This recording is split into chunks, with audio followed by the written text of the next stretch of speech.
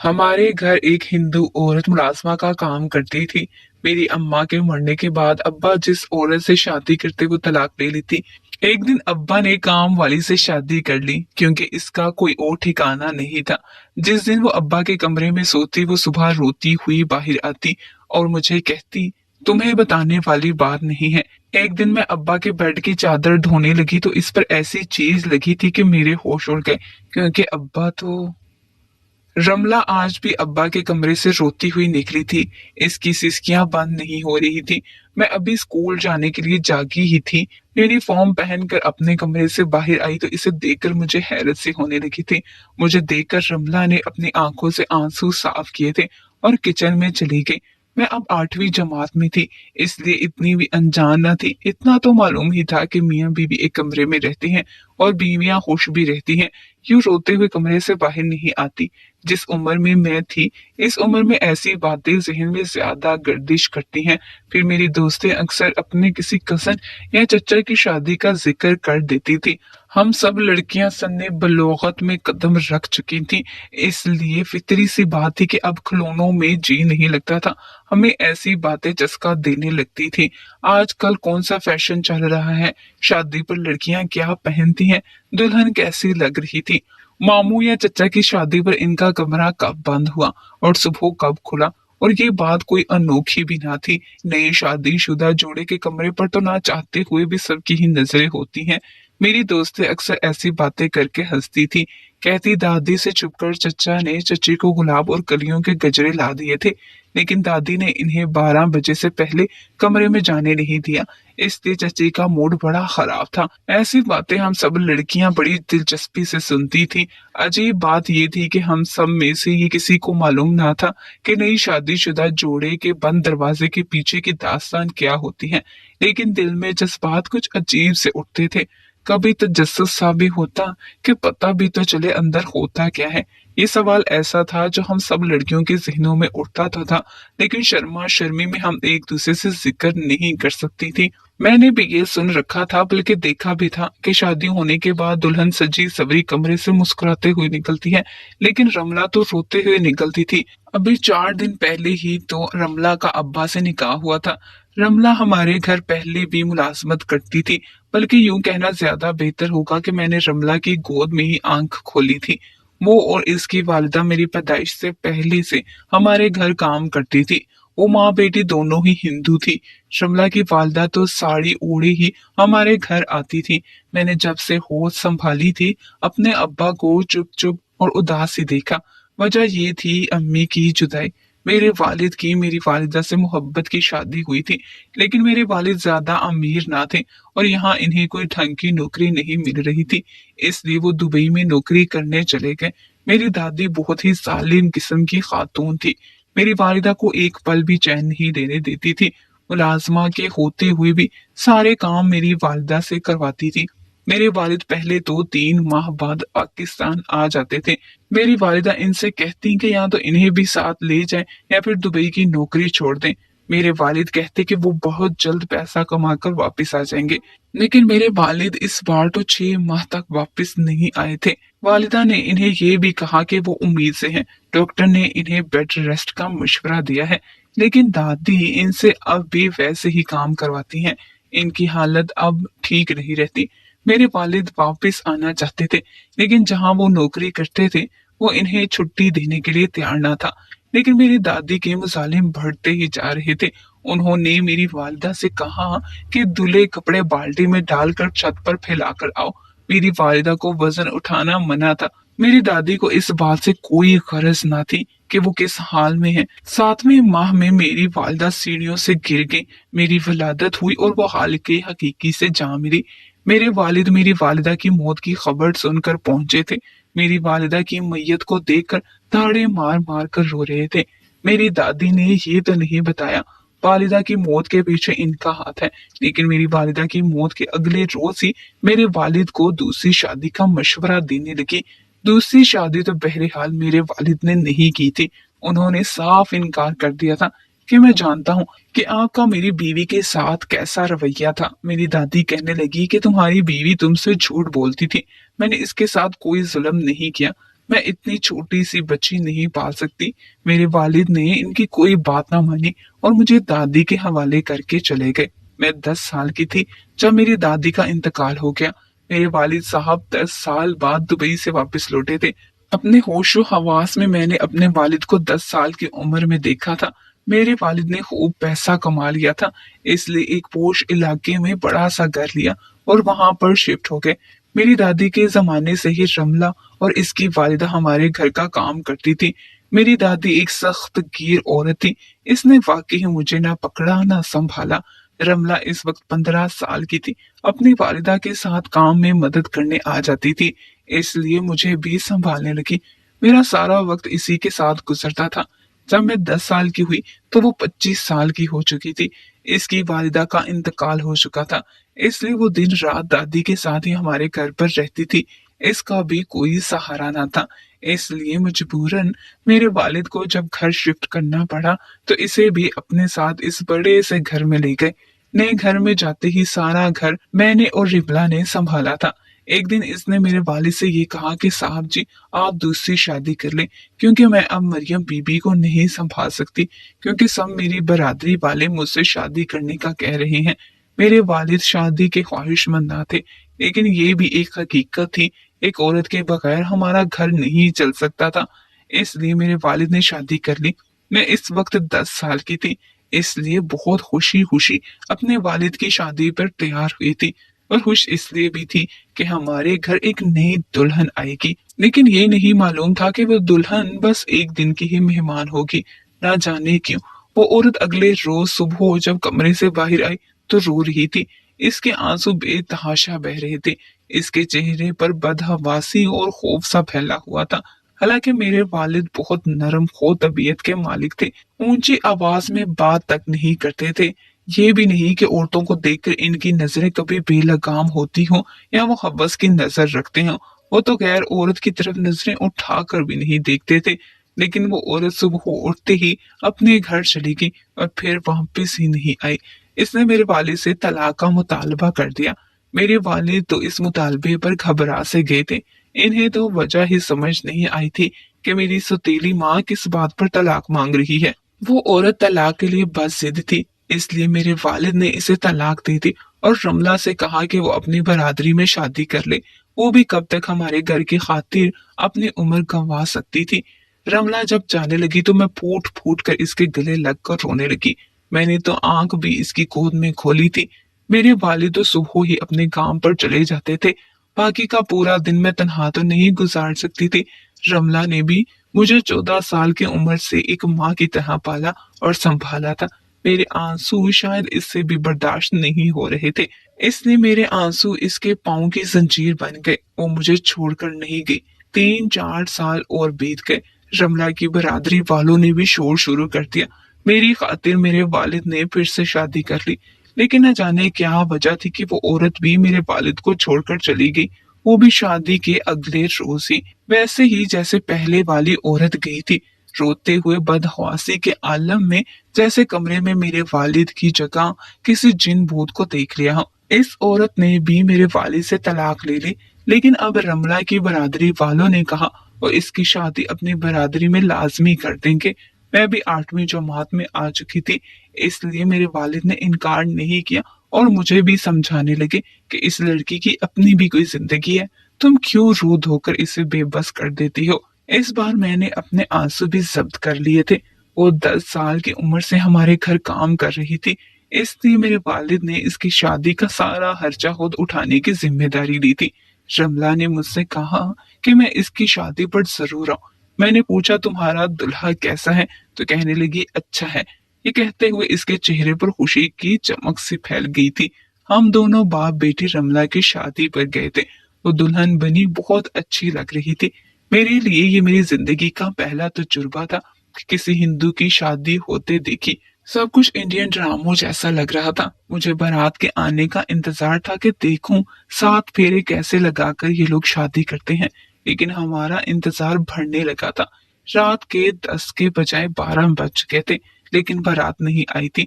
फिर ये खबर हम तक पहुंची कि दुल्हा किसी और लड़की को पसंद करता था, इसलिए अपने घर से भाग गया।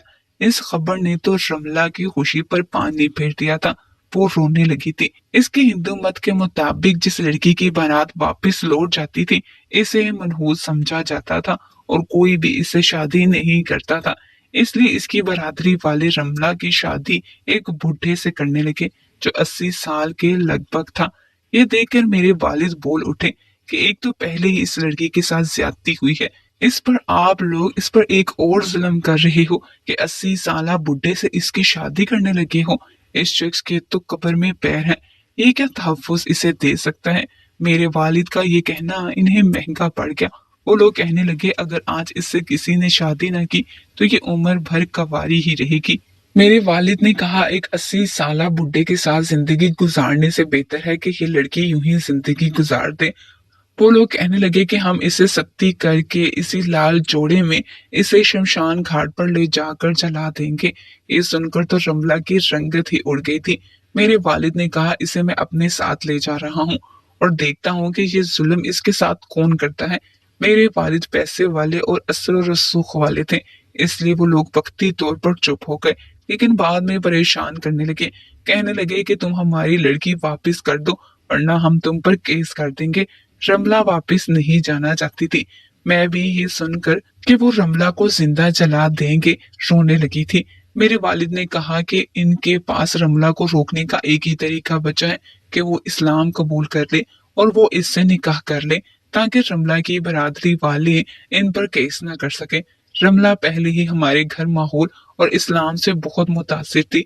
दिल से तो पहले ही इस्लाम को सच्चा दीन मान चुकी थी, इसलिए इसने कलमा पढ़ने में भी देर नहीं लगाई थी।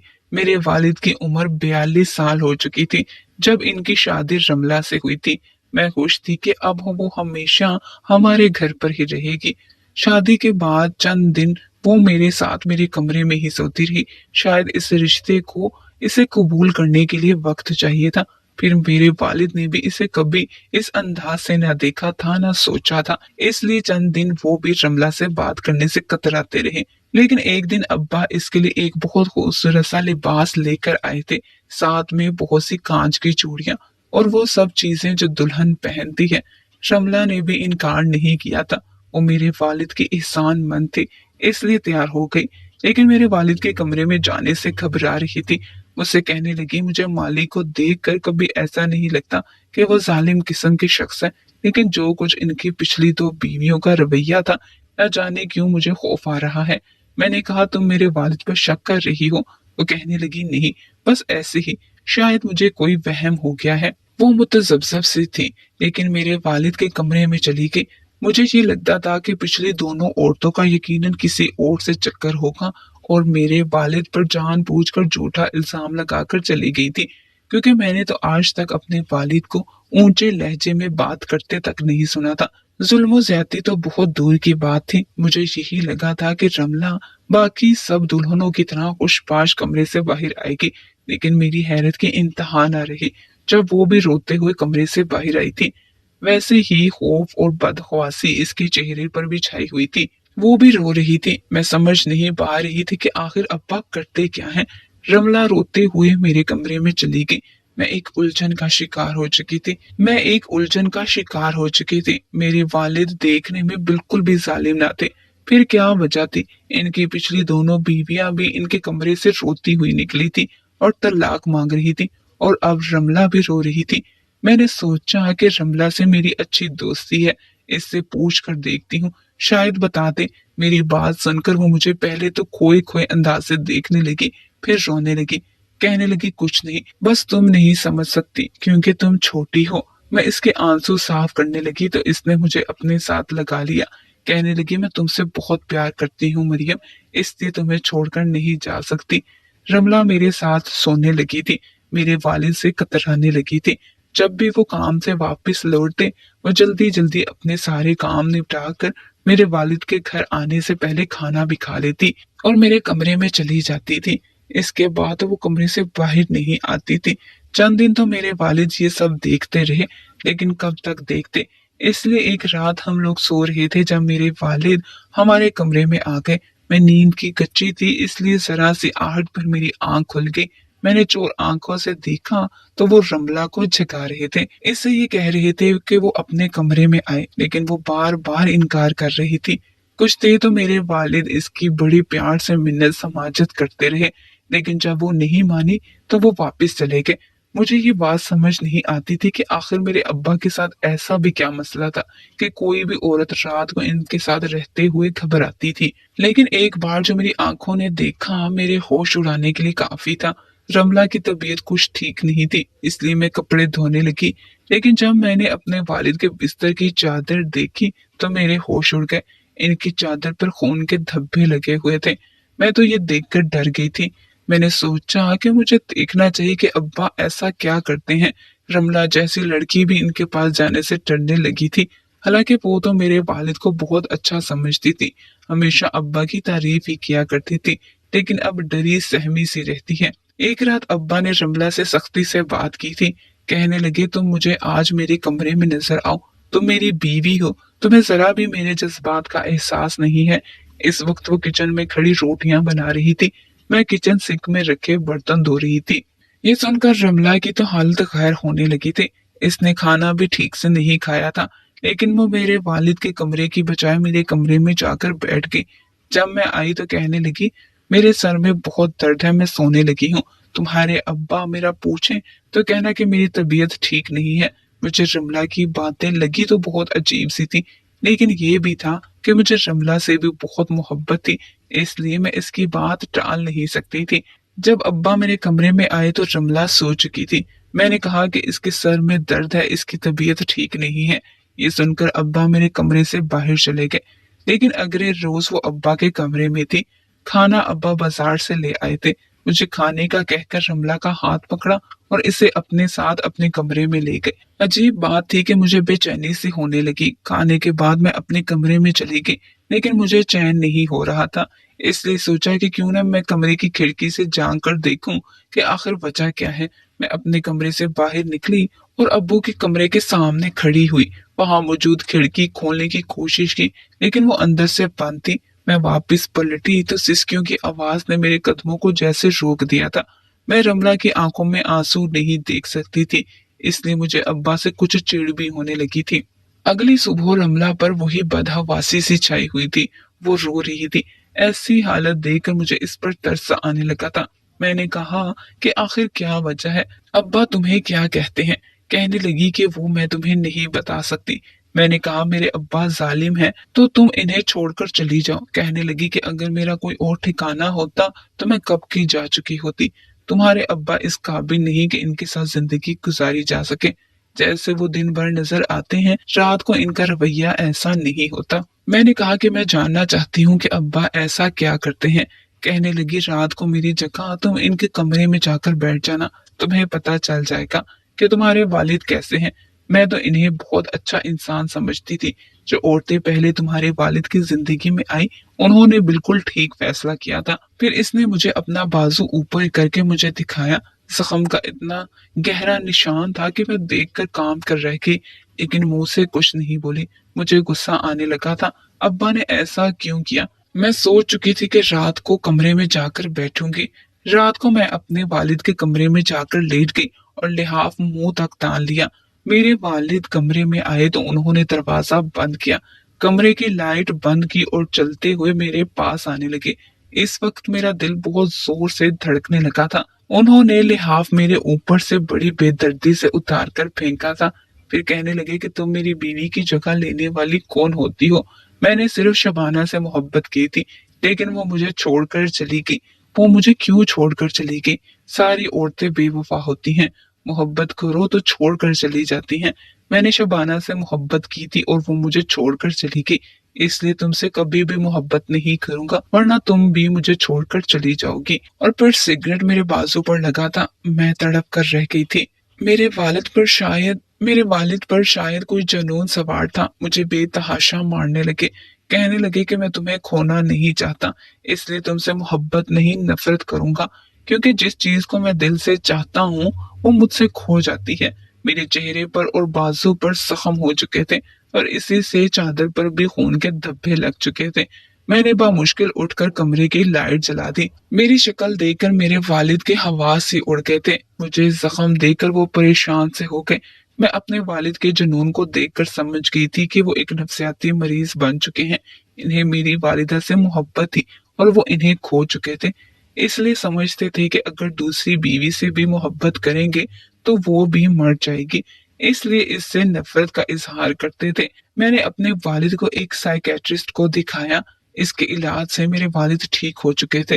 जिंदगी की इस हकीकत को तस्लीम कर चुके थे। जरूरी नहीं कि जिस मोहब्बत को वो खो चुके हैं हर बार अपनी मोहब्बत को खो देंगे। अब मेरे वालिद का रवैया रमला से काफी बेहतर हो चुका था। आहिस्ता आहिस्ता वो बेहतरी की तरफ आ रहे थे।